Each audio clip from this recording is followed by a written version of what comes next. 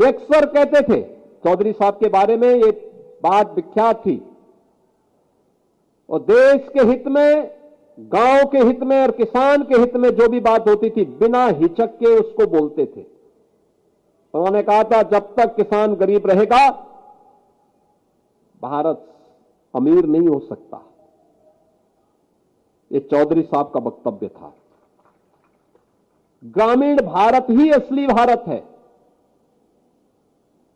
ये चौधरी साहब का वक्तव्य था।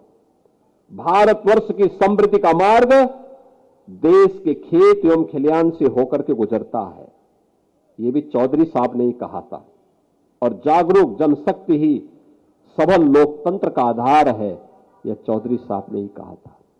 बहनों और भाइयों, इसके लिए उन्होंने, जब उन्हें मौका मिला उत्तर प्रदेश सरकार में, उन्होंने यहां पे प्रदेश के अंदर भूमि सुधार का कार्यक्रम लागू किया।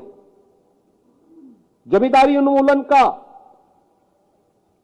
और भूमि सुधार अधिनियम के माध्यम से उन्होंने महत्वपूर्ण भूमिका का निर्वहन किया। बिचौलियों द्वारा किसानों के शोषण को बंद करवाने के लिए मंडी अधिनियम पारित करवाया। उत्तर प्रदेश में होल्डिंग अधिनियम के समेकन में प्रमुख भूमिका की व्यवस्था की। पटवारी व्यवस्था का भी उन्मूलन किया।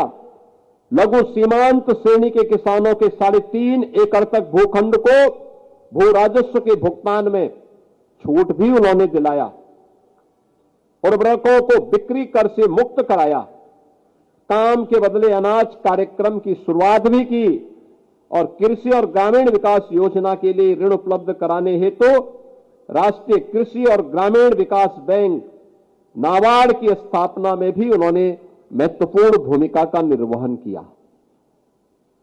बहनों और भाइयों,